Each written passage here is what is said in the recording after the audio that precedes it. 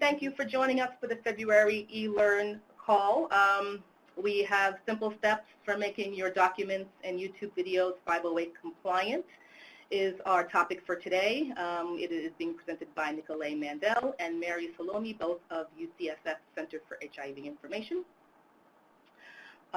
Before we begin, we have a few housekeeping tips, but just a quick note, you may have noticed in the announcements that we've shortened this call to 45 minutes. So we're kind of experimenting with ways to make eLearn calls more efficient. And our first thought was kind of to present more information in a more concise way just to shorten the call. So we're kind of testing it out today. So thank you for being part of our trial. We're going to do our best to stay within the 45 minutes, but it may go over just a bit. And if you have to leave the call, that's fine. But if it does go over, if you can stay to the end, thank you so much for your participation and for your understanding. So for the housekeeping tips, if you're dialing in, there seems to be a question about whether you're able to dial in or not. I am unfortunately not sure what that is about, but if you are dialing in, please mute your computer speakers. If you have to step away from the call, please do not put us on hold. Rather, we would ask you to hang up and call back so that we do not hear your hold music. Feel free to enter your questions and comments in the chat room throughout the presentation, and the webinar is being recorded, which will be available on our website along with the presentation slides and the transcript after the call.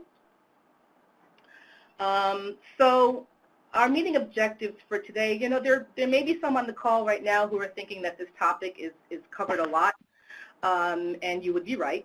We've discussed 508 compliance and website accessibility on eLearn calls a few times, but it's still an issue that seems needs some attention.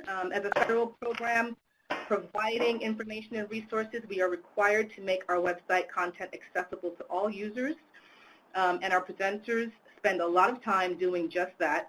So our objectives are to make everyone aware that the materials that they contribute to our library and to our website need to be 508 compliant, and just to be mindful of that when you're developing resources for online viewing.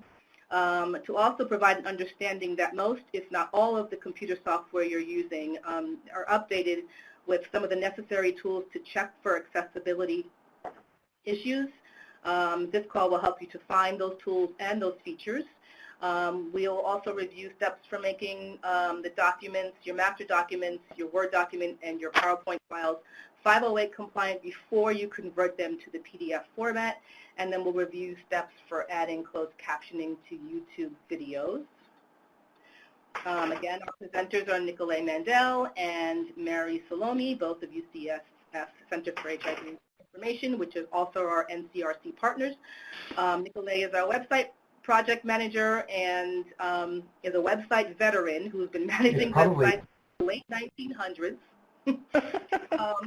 And Mary is our production manager and resident accessibility expert who blends her technical and research skills with her interest in healthcare and social justice. We are lucky to have them both on our team. And to get started, I will turn it over to Nicole. Hi everyone, this is Nicole, and I just wanted to share a few tips with you, and they're really things that I, in the last year or so, things that I've gone over to someone's desk in my own office and said, did you know you could do X? And for the most part, the person I was talking to didn't know they could do X, and so I just wanted to share kind of simple things that you can do to make it. Accessibility has never been simpler in some ways than it is now.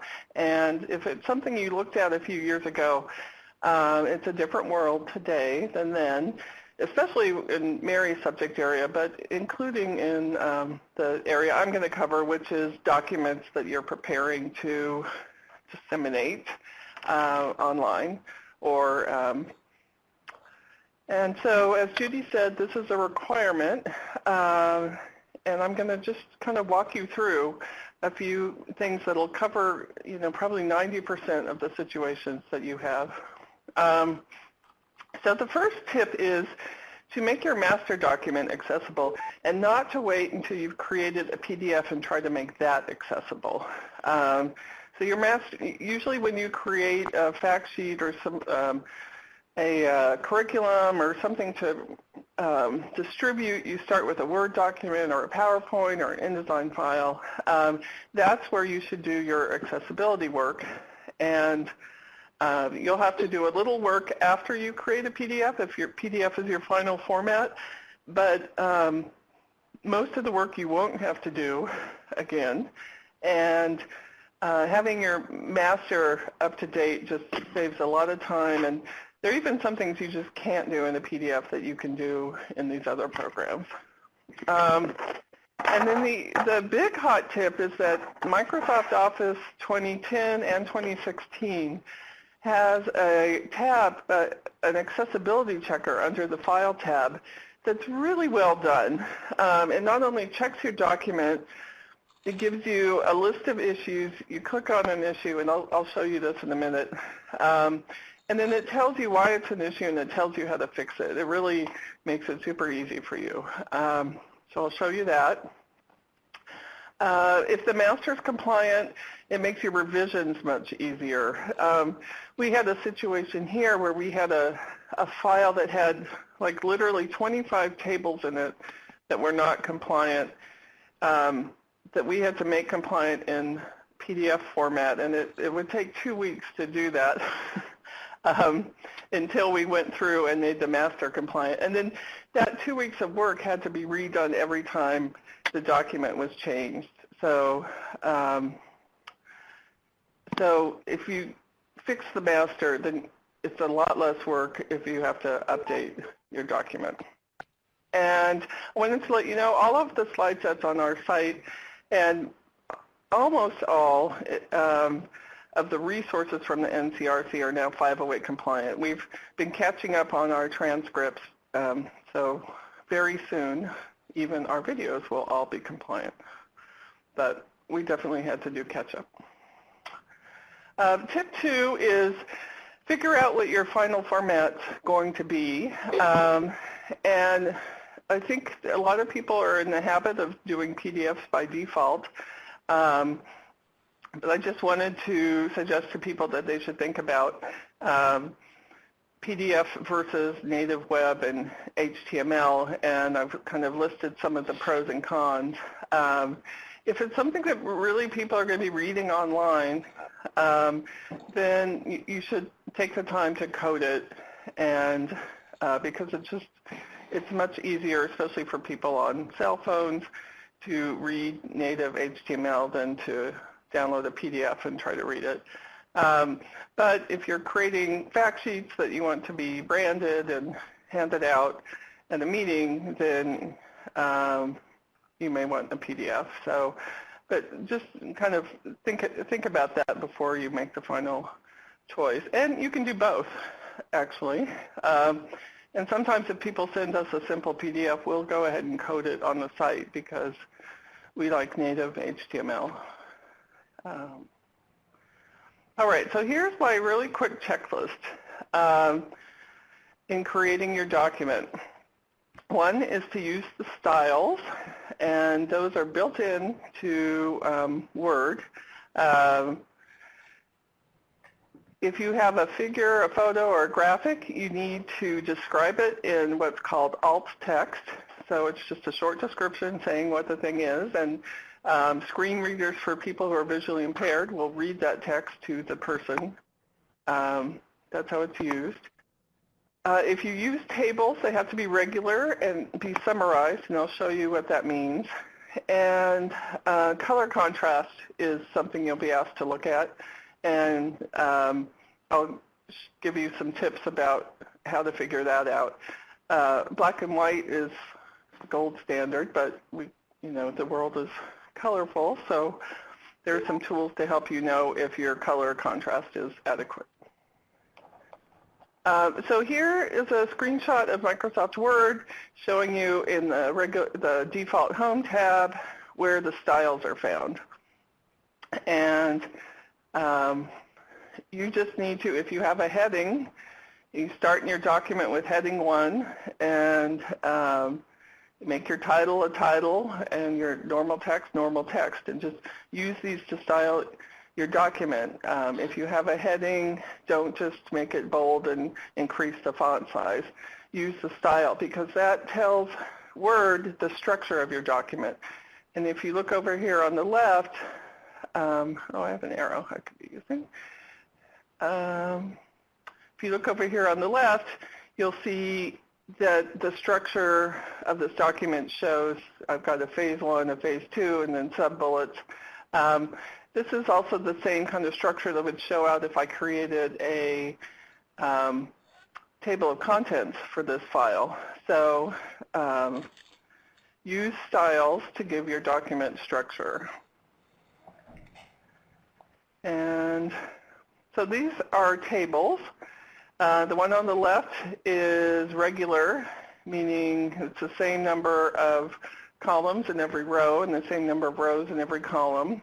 It's basically a pure grid. This one is irregular, and you can see that I made the red fruits in a cute little group and the yellow fruits in a group, and then I split my pairs. This is an irregular table, and it's very difficult to make this 508 compliant. So my bottom line is just don't do it. Figure out a way to have your table be a regular table, and sometimes that means splitting up and having a red fruit table and a yellow fruit table or something, or repeating the pair line, you know, pair Bosque, pair Anjou, and having the price. But you want to avoid irregular tables. It's technically possible, but you literally need someone who has advanced coding skills to do it. So I'm saying avoid irregular tables. Stick with the regular tables. And make sure your tables have headers. And if you use the built-in table styles in Word, and they not automatically assign a header row. So use those.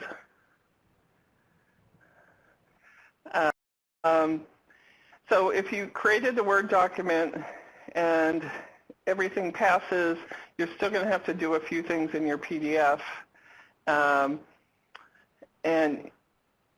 there, under the PDF, under Tools, there's an Accessibility tab. You run a full check, and it'll want you to add your document title, and it will want you to add summaries to all the tables, even if you already had them in your Word document. And it'll ask you to check your reading order. Oh, here we go. Okay, so this is the images. These are examples of different images you might have in your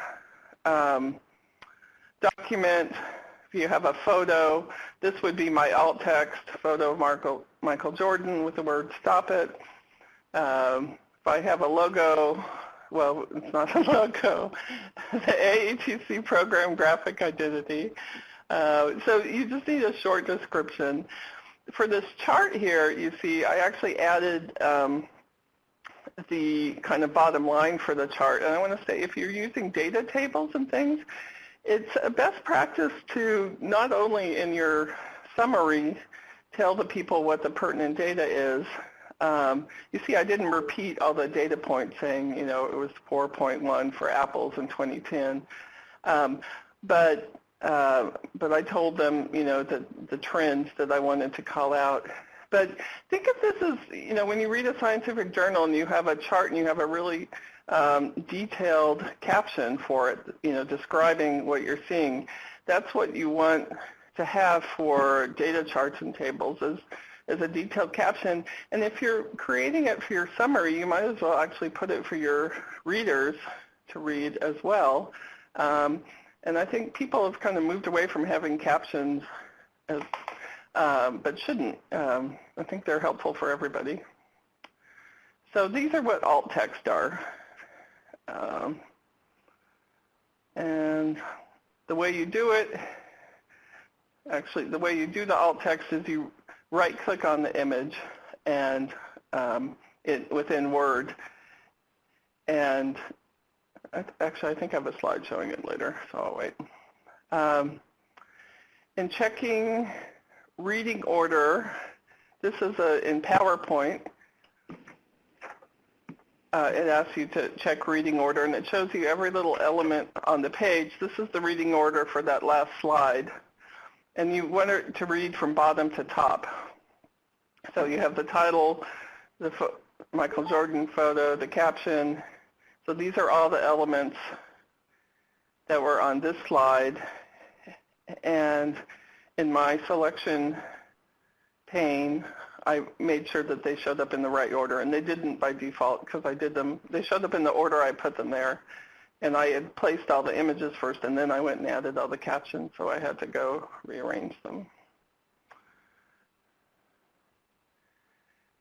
For color contrast, if you have a standard palette, then check it once and just keep using it, and then your branding in your document will be consistent.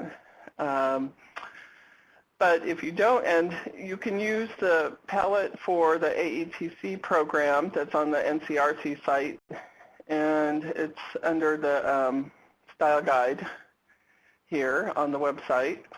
And you can see here this white on this blue has been checked for contrast. Same here. This blue on white has been checked, this red on white. So all of these color combinations have been checked. If you're doing a document with and you need to check it, this is a website that has an online checker, and you might need to convert your colors from RGB to hexadecimal to do that. If you don't know what that means, you have a little research to do. So this is the accessibility checker for PowerPoint. And you go to the File tab, Check for Issues, and Accessibility. And then this is what the results look like. And this is telling me that that slide where I showed an irregular table is giving me a warning. And then I need to check the reading order on these other slides. Okay, here's where you're under the File tab, Check for Issues, and then Check Accessibility. And it's in the same place in all Microsoft products. File tab, Check for Issues, Check Accessibility.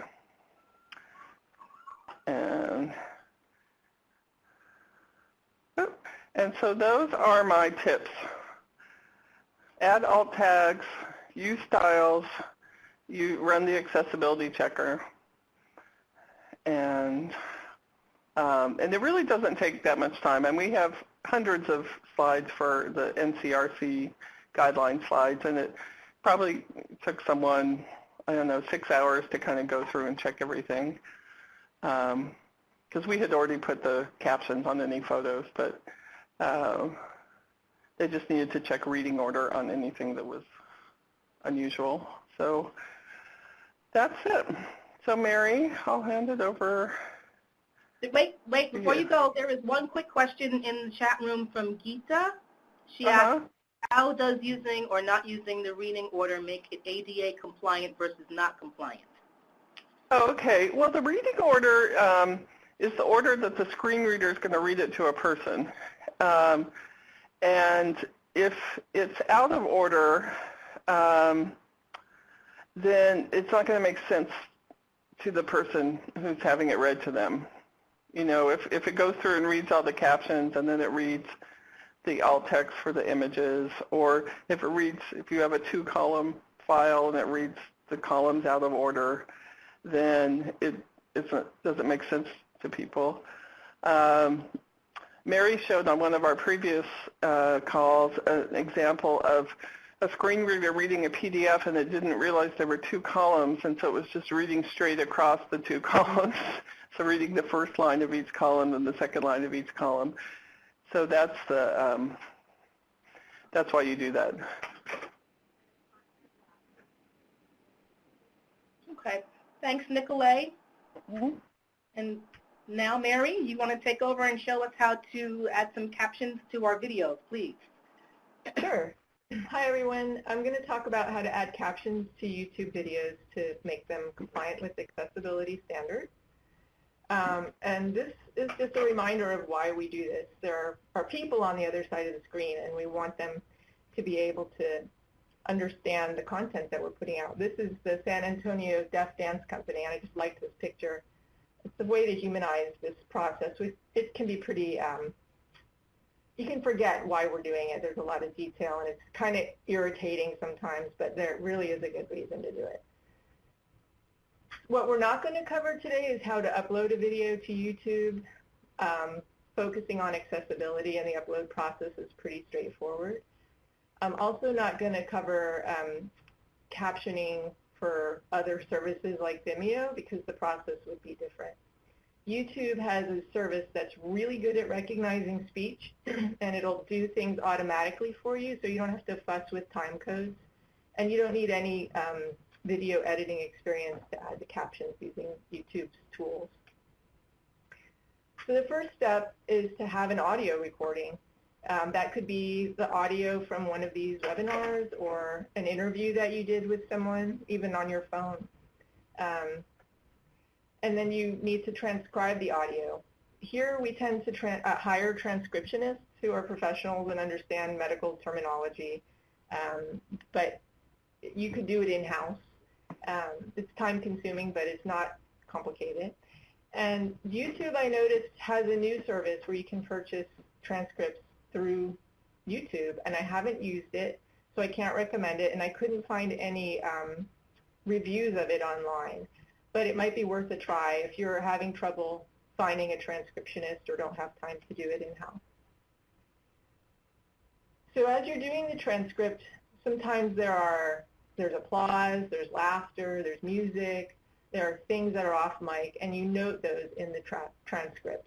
And there are some conventions for doing that. You put things in square brackets if they're not part of the actual talk, and you use double carets to identify speaker changes. And I provided a link to more details so you can see other conventions for formatting the transcript. Then you save it as a text file on your computer, and you replace special characters with text-friendly characters because YouTube won't render them properly. So even things that look innocent and wonderful in Microsoft Word come through funny. The curly quotes, the curly apostrophe, and M dashes will be rendered as really strange-looking text. You've probably seen it around online. So you replace those to the degree that you're able to find them. If you don't find them all in your first draft, you'll see them on the screen later and you'll have an opportunity to fix them. So you need a Google account to log in with. Most likely you're going to have one for your organization, and you should log in as that so it shows up on your organization's channel rather than logging in with your personal Gmail account. And once you're logged in the upper right-hand corner, you'll see a little suite of tools. When I took this screenshot, I was logged in as HIV Insight, so that's the H in the circle. And then you can access your Gmail and images really easily from here. And then you see this, there's a little tile, a thing that looks like a tile that you can click on. And when you do, you'll get a drop down and you'll get easy access to YouTube. Or you could just type in the YouTube URL and get there that way. So now you're on the YouTube channel page or home page, and you might see a bunch of videos promoted to you there, and you're like, okay, where's my stuff? Well, there's what they call a hamburger menu because it's got the 3 lines, like the 2 buns and the meat in the middle, or that's why they call it a hamburger. You click there, and then you'll see my channel, and that's where you want to go. Some of these links and images and buttons and things to click on are pretty hard to find. So you might want to have this slide set available to you the first time you do it so you know what to look for. This video manager button is a small button at the top of the screen, and you click there. And then you'll get a list of all your videos that you've uploaded.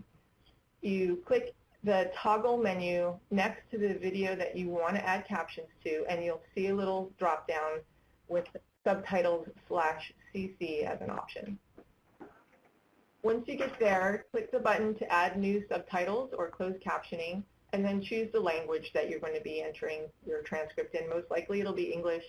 They have options for other languages. I haven't used those, but if you have a transcript in Spanish or another language, use that so that it knows what kind of accents and things you're going to be putting in your transcript file. Then click Upload a File. This is an important fork in the road. There are a few options here. They all look really similar during the next few steps. So you're uploading a specific kind of file, which is a transcript, not subtitles. This is when after you click Upload a File, you'll have the stamp there to select, and this is the one you want to select is the transcript. I'll explain why later. So then you'll get to a screen that asks you to set the timings, and you'll see your transcript loaded in a little window. And you just click Set Timings, and it'll automatically align your transcript with the right parts of the video based on the voice recognition tools that YouTube has built in. This can take a while. If your video is long, sometimes I start this at the end of the day and I come back in the morning and it's finished. You can also, it's set up so that you could type along with the video in that screen, and that little toggle there, pause video while typing, is designed for that. I haven't used that before. I think that would work well with a short video, but with anything longer, you'd probably want to upload a transcript because it would become really tedious to type in there. As your audio and transcript are syncing, you'll see a really faint bar along the bottom of the video screen that moves as your transcription is being processed. And the longer the video, the longer it will take. It took me, I'm not kidding you, years before I saw that progress bar, and they might not have had it before, but it was like, how long is this going to take? Well, that's where you look to see how long, and that's when you decide whether to go get a cup of coffee. Then you have a chance to review what was uploaded after it's done by clicking on My Drafts, and it'll propose that you check your English draft or whatever language you did. And this little screen comes up next, and you can change the start and end times for each snippet of text. You can edit the text. This would be the screen for if any of those weird special characters came through, you missed an apostrophe that's looking funny, you can fix it here. You can delete snippets. This is a really cool thing because you can fix anything that you didn't realize was an error in your original pass through the transcript. And then when you're ready to see it, you go and play your video. If you don't see your subtitles, don't panic. You just need to click on the little CC button, closed caption, in the bottom right-hand side of the video screen, and then you'll see your captions. There's more to video accessibility besides captioning. Captioning is good for the hearing impaired, but there are visually impaired people watching these videos who are relying on audio to understand what's happening. So if you have an action scene, part of the reason why I'm not going into detail about this is because this isn't what we normally deal with the kind of content we're providing. But if you did have a video that was like a normal movie, then you would need to describe things that a person who's not sighted can't see. So someone turns away from the camera and hides a pen under a blanket. You know, you have to say that in a second audio track, and there are details about how to do that from the University of Washington, which are really good. So I provided a link there. For that kind of work, you do need video editing experience. So the difference between transcripts and closed captioning, I was mentioning you choose the right one, is that closed captioning, actually, those files will have a different file format besides text, and you need to put the time codes in. And we've only had to do this once here when we were actually providing the transcripts to a partner who was going to upload them to their YouTube channel, and they didn't want to have to guess or rely on software that they might have to go in and edit and fuss with later. They wanted us to do the work of saying this is where each section of the transcript should start and stop. So we provided them with a file that had all that in there. If you're doing this yourself, just use YouTube's automatic process. It's very, very good. and it's less time consuming. And I provided a link to YouTube's documentation on captioning so you can follow up. And I'm happy to answer any questions if people have any. Thanks, Mary.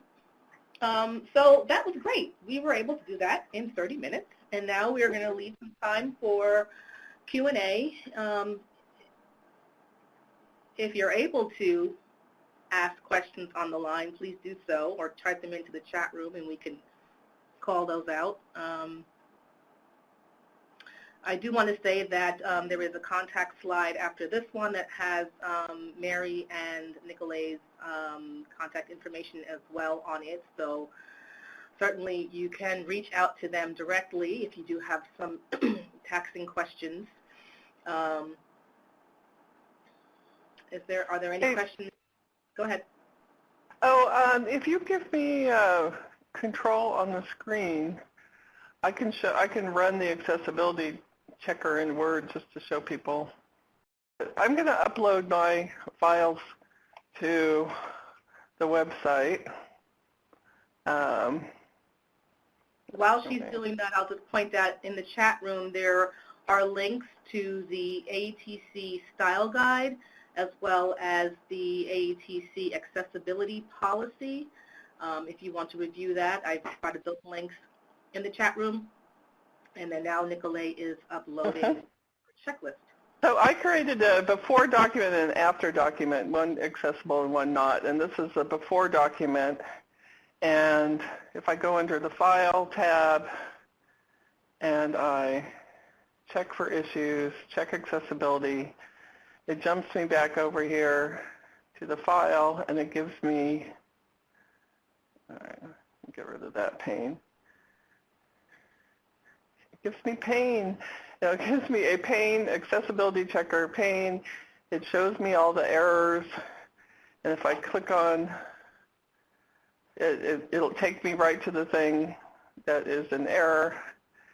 So this picture needs alt text. I right-click on it. I format picture, and I'm using Word 2010, so the alt text is over here in a pane and not in a pop-up window, and it'll be a pop-up window if you're using Word. Oh, I'm using 2016. If you're using 2010, it'll be a pop-up window. So you type it in, and then it disappears from your errors list already. So you can go down to the next thing. And you can basically, and then down here at the bottom, it tells you why to fix it and how to fix it. So you learn a lot, and then it has links to learn even more. So it's just a great feature in all the Microsoft products. So that's I just wanted to show people what it looked like in Word. Thanks, Nick. And then, or I'll show you, this is my document that's actually accessible.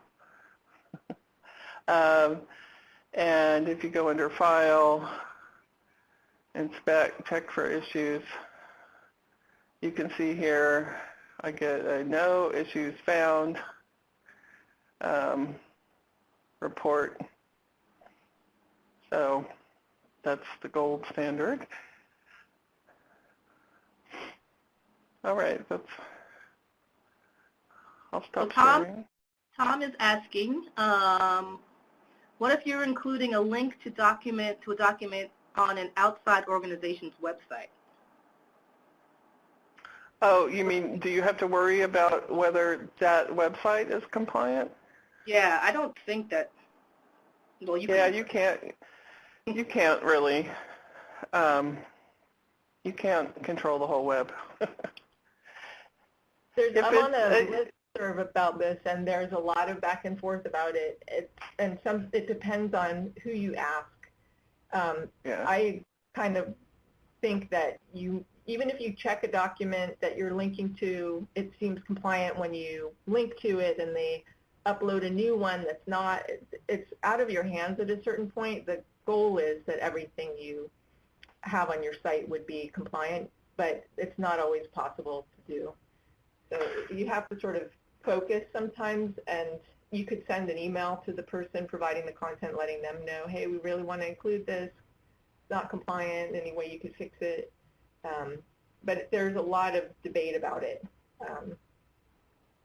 Yeah, and actually on the NCRC site, for a few of our toolkits, we've actually recreated documents where the source was not compliant, and we created compliant sources to have on our website because we wanted to be able to, link to something good.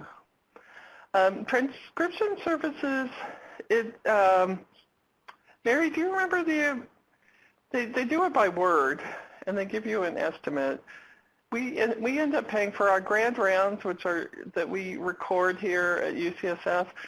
They're generally pretty technical language, and for an hour or 50 minutes of recording, it's usually around $100 to $120. We do transcribe. Go ahead. No, I was just going to add to that we transcribe these webinars, these e-learn calls, and they're about $125 an hour with the service we use, and it's per hour. And the things that affect the cost are if the presenters have accents that the transcriptionist doesn't hear well, then usually it just takes longer. And also if the recording is poor, that'll drive the cost up.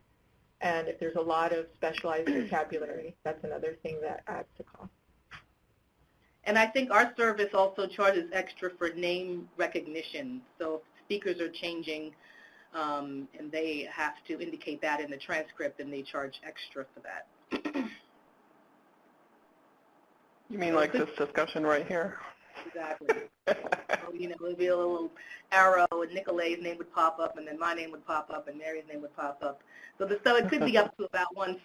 We paid as much as $150 or $175 with those added features. Are there any other questions? Wow. So if people here are going to transcribe, in my knowledge, nobody out there is making their routine, grand rounds type webinars compliant. I don't remember seeing them out there. So if people start doing that, let us know, and we'll promote you. And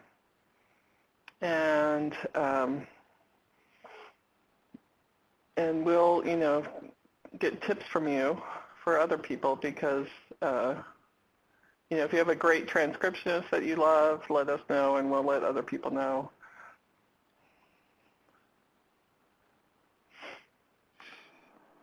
All right. Look at that.